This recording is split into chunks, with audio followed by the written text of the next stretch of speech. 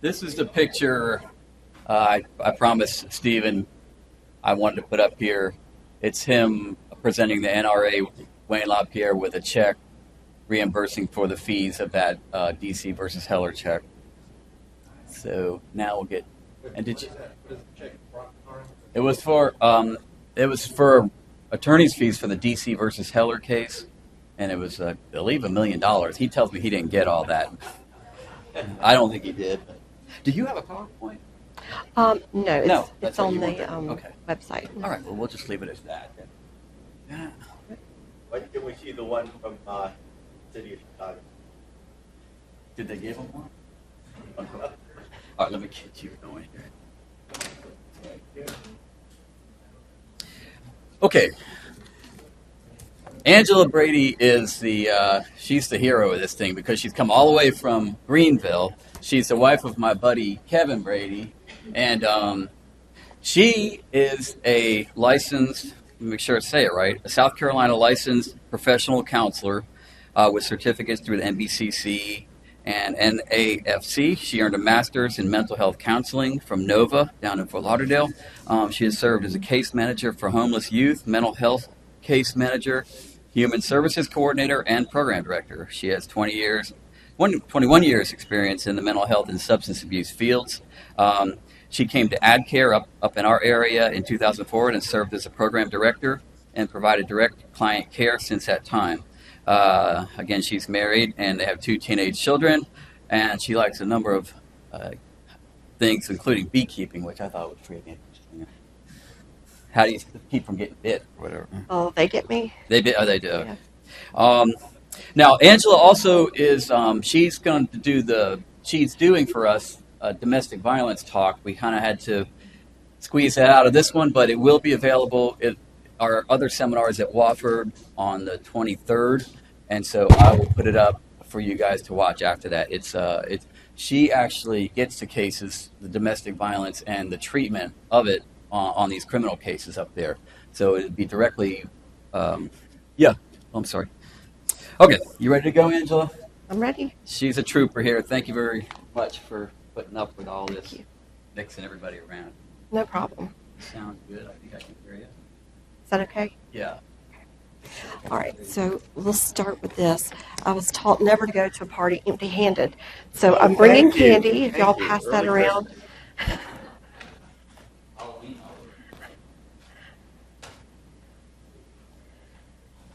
Maybe a little sugar to pick you up here late in the afternoon. So we're going to talk today about substance abuse, mental health, stress, and burnout. And I'm going to be very quick because I know we're running low on time. In the packet that we have, there's a list of apps for substance abuse, mental health, and stress related that you can download to your phone that can help with a variety of issues. And there's also some other good information for mental health and substance abuse resources. So that's there. The presentation and any links you can also access through my website is adcarecounseling.com. If you go to upcoming events and click on this event, you can find the PowerPoint and any of the links that would have been in there. You can click those and it'll take you wherever you need to go. Okay, so when we are talking about substance abuse with attorneys, I think it gets probably a little, maybe a little stickier wicket there, because people think you're supposed to be like this and you're not supposed to have real world human problems. But the truth is, you're still human, and you still have those real-world human problems. And substance abuse issues and mental health can be part of that.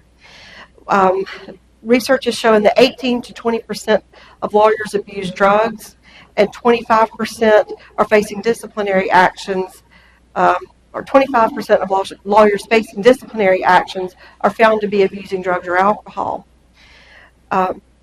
Another interesting tidbit is that people who work 50 or more hours per week are more likely to abuse alcohol than people who work less. How much does the average lawyer work? Any guesses? I work for the state, so I'm going to say 40-ish. I wouldn't start that in here if I were you.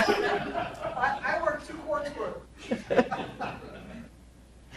60 to 80 hours per week is what the average lawyer works. So they're working a whole lot more than the amount of time that we would want to see for your personal well-being. Addiction is a primary chronic disease of the brain. It affects the reward, motivation, and memory-related activities. Dysfunction leads to biological, psychological, social, and spiritual manifestations. It is a progressive disease, which means it gets worse over time when there's not treatment. Some risk factors for substance abuse are psychological factors, which would be depression, anxiety, stress, having a distortion in meaning, purpose, and value in one's life, which we'll talk about that a little bit in burnout, because that's one of the big pillars of burnout, as well as disruption of healthy prosocial supports, environmental factors such as trauma, access to substances, and exposure to cultural references, and then family history of addiction. There's a genetic component there. So one thing with alcohol, what research has shown us is that if you have an alcoholic in your direct lineage, meaning parent or grandparent, you are at a 4 times greater likelihood of developing the disease yourself. Doesn't mean that you're gonna, it just means your risk is much greater. And then the other thing is early use of alcohol or drugs. The earlier that someone begins using alcohol or drugs, the more difficult it is for them to get into sustained recovery. I have a client that he didn't use until he was 34, and at the same time I was seeing a guy that had started using when he was 12. And the path to recovery for both of these men was very, very different. The guy that was 34 is now clean 2 years. The guy that was younger is still struggling. He's managed to be 8 months clean and sober, but he's doing that in a recovery house. So he's needing a more managed environment to help him with that. Some general signs of substance abuse would be feeling that you have to have the drug, or having intense urges or cravings to use, over time needing more or developing a tolerance to a substance, failure to fulfill obligations or responsibilities, continuing to use even though there's been some consequences regarding that use, whether it's arguments with family or friends, legal issues, health consequences, participating in risky behaviors that aren't normal for the person. We've got my husband in particular. He used to be a risk junkie. He wanted to go skydiving, and he'd go bungee jumping and all that. But I think people that do that are just crazy. Okay, but on a regular day, that's something he'd be interested in. But when we're talking about risk behaviors, we're talking about things that would not normally be in something that you would be willing to do in order, or at all, but you will do it in order to get the drug or drink. If you're spending a good deal of time using or drinking or engaging in activities to do so, that could also be a sign. And if you stop using and begin to have withdrawal symptoms, could be another big indicator that it's time to get some help. And there are some substances that if you stop using them, you won't have withdrawal, but others, it can be dangerous, and medical management is recommended, such as alcohol, benzodiazepines, and opiates. Drug and alcohol abuse can have both long and short-term consequences to your health, psychological well-being, relationships, and all other aspects of one's life. So I've skipped a bunch because I know we're pushed for time here. Some things to consider of when to get help. If you're having concerns about your own use or drinking or using, it's time to consider help. If others are expressing concern, sometimes we want to push back when people say, hey, I'm concerned about you. We want to say, I'm fine, I've got this, there's nothing really wrong. But if they care about us enough to say, I'm concerned, it might be worth us listening to. If you've had problems on your job, problems with family or friends, some legal issues, those are some indicators that maybe it's time to start thinking about doing something. And if you go to the website, like I told you, the PowerPoint's on there, on the page where it says when to get help, there's a link that you can click, and it'll take you to a little survey that you can take, and it'll give you an idea of what your risk level is. It doesn't mean that it diagnoses, it just gives a risk level. You can also do the CAGE assessments for simple questions. Have you felt the need to cut down on your substance use? Do you feel annoyed by people complaining or expressing concern over your use? Do you ever feel guilty about using? And do you ever have an eye opener in the morning? And answering yes to 2 or more indicates that you need to go be seen by a professional for evaluation for substance use disorder. Going into mental health. Lawyers are 3.6 times more likely to suffer from depression compared to professionals from 28 other industries. Part of that could be those long work hours. If you're busy working, that means you're isolated from doing things maybe you enjoy or hanging out with people that you enjoy maybe more than you enjoy your coworkers. So that's something that could be a factor there. So possible indications of a mental health disorder would be excessive worry or fear, feeling excessively sad or low, having mood swings, prolonged strong feelings of irritability, avoiding friends, inability to perceive changes in your own feelings or behavior. Sometimes it's the person that's struggling the most that knows it at the very end. If you're abusing drugs or alcohol or having thoughts of suicide. Mental health disorders involve broad changes in thinking, mood, and behavior, and decision making.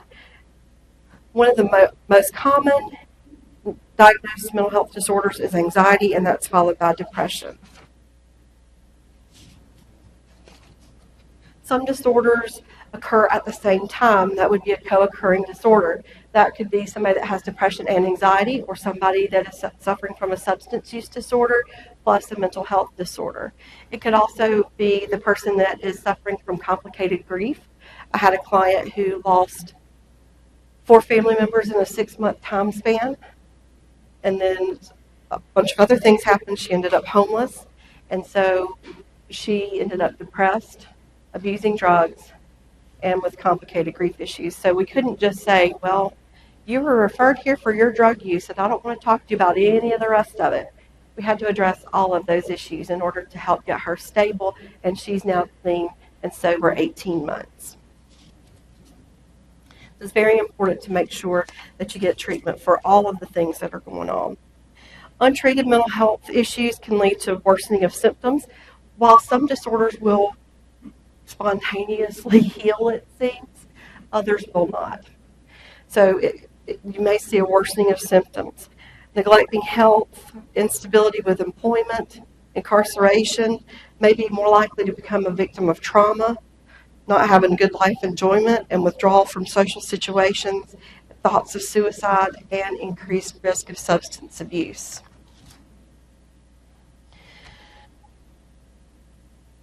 When we get to suicide, that's one of the things that most people are very uncomfortable with. And I completely understand why. It's hard on the heart. Whether you're the person that is trying to help them or you're the person that's experiencing it. So some things to look out for. If they're talking directly or indirectly about suicide or wanting to die, maybe they're not saying, I'm going to kill myself, but they're saying, I don't care if that bus hits me. That would be something that should give us cause for concern.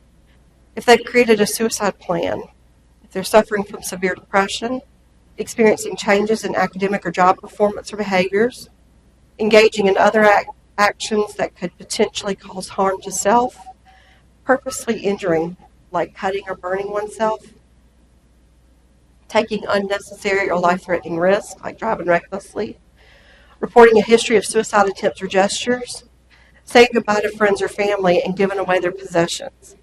And then last, if someone shifts from a serious depression to sudden happiness, that could be a sign that they have decided to end the feeling of misery by taking their life. So that means we need to really step in and offer that person lots of love and support. In some cases, you may be surprised if you ask, are you having thoughts of harming yourself? I can't tell you how many clients I've had where they said yes. And people are like, well, I don't believe they tell you that. They do. We had a guy that called the office and told me that he was in the woods with the gun going to shoot himself. And I talked to him, and the secretary called the police and got them out to the house. And fortunately, he was out of the woods and put the gun down because he really wasn't supposed to be in possession of the gun because of his legal situation. But they were able to get him and take him to the hospital and have him evaluated by a doctor and get him on a plan. I had just started working with him, but seen him twice when this happened. So it's important to ask the questions and not be afraid. You cannot plant the seed. If they're already thinking about it, they're thinking about it. And if they're not going to think about it, you ask and won't make them think about it.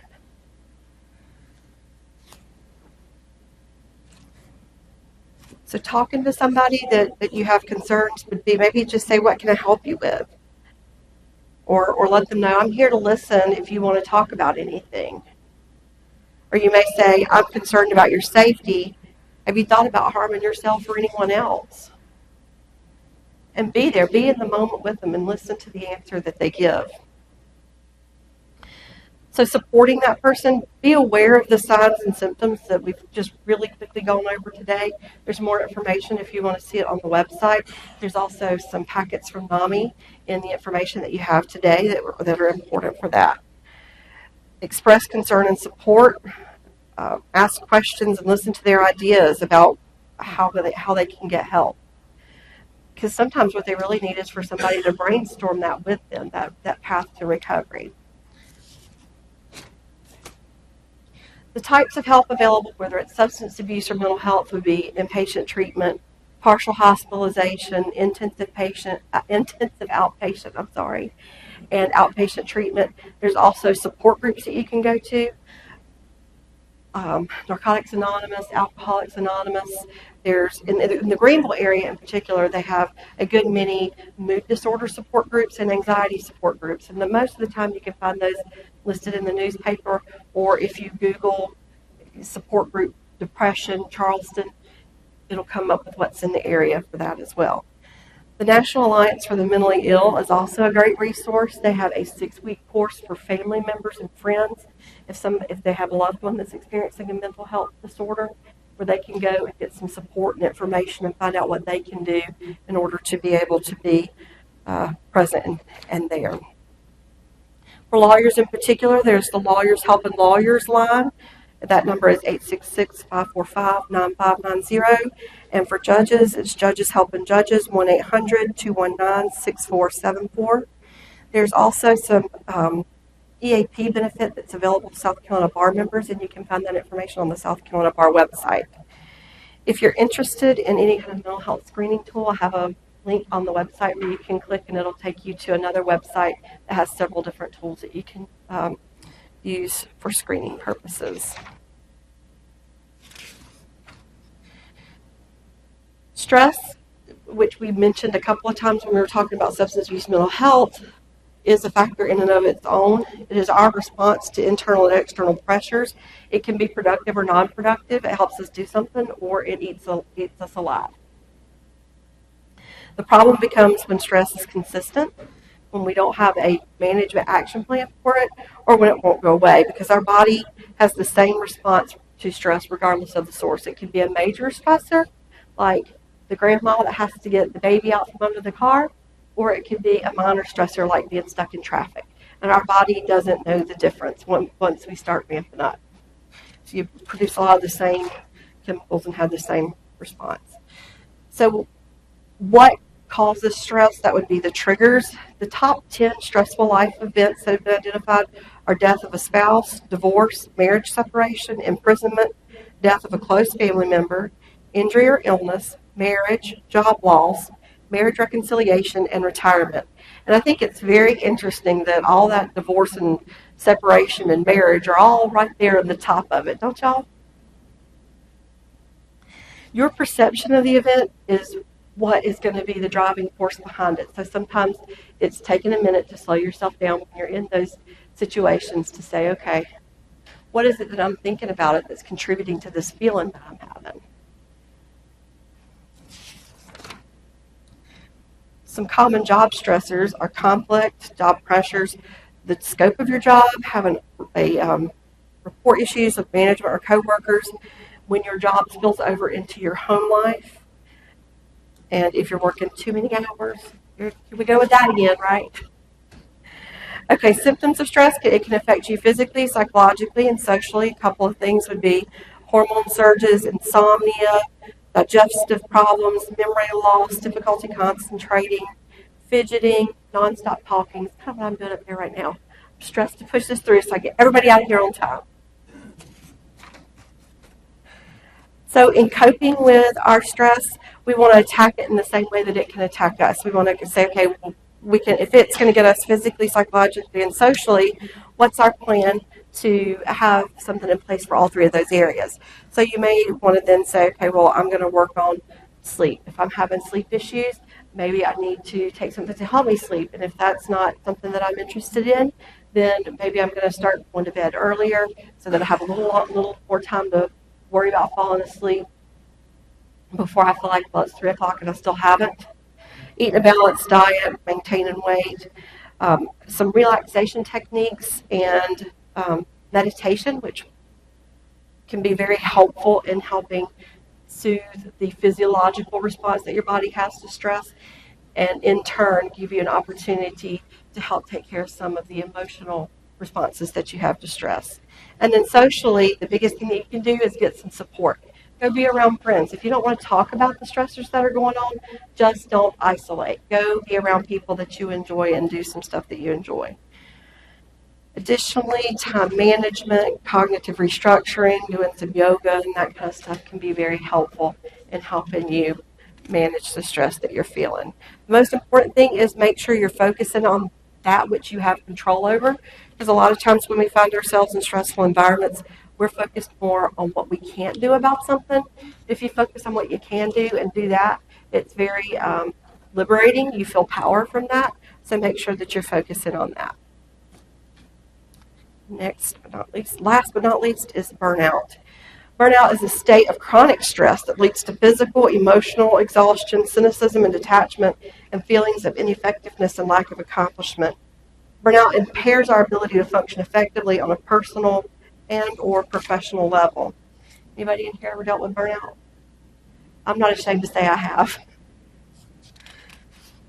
And it costs us in lots of ways.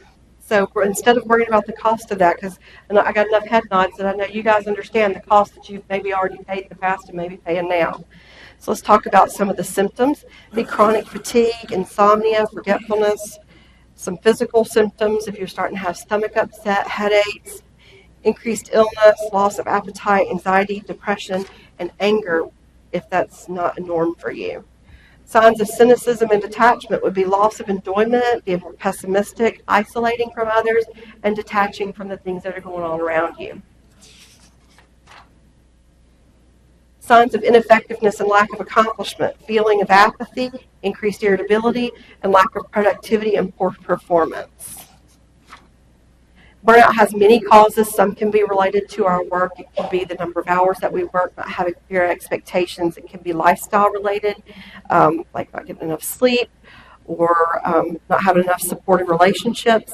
And our own personalities can also play a role in that. If we're perfectionistic and nothing's ever good enough, we're going to be trying to always push that and accomplish it, but yet we can't ever accomplish it because nothing's perfect. And then we feel that deficit.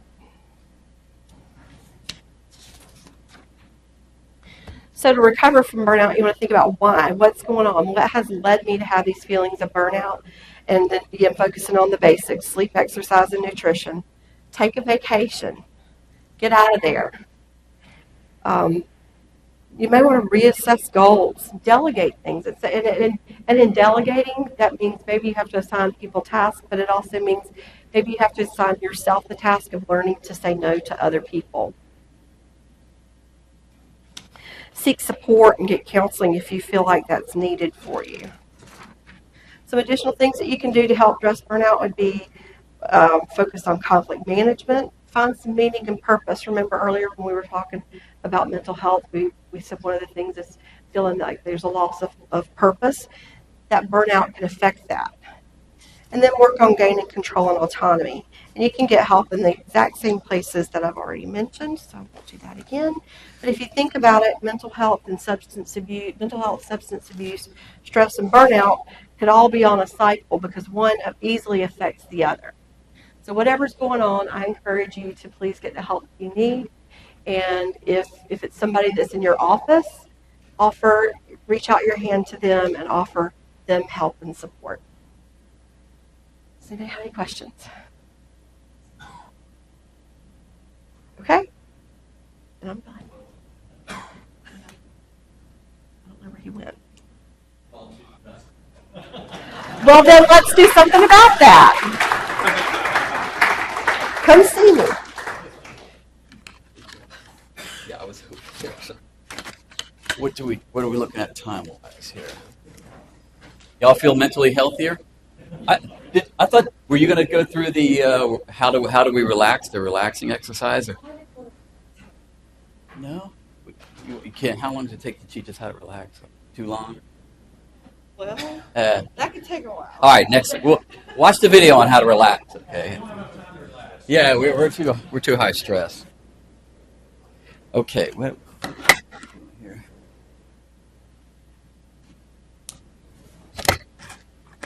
Angela, how long does it take to relax?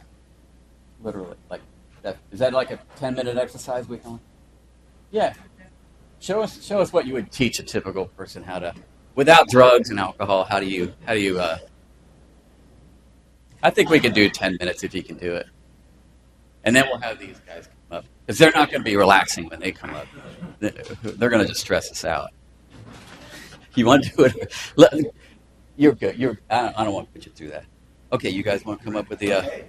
They're going to take us to the home stretch here.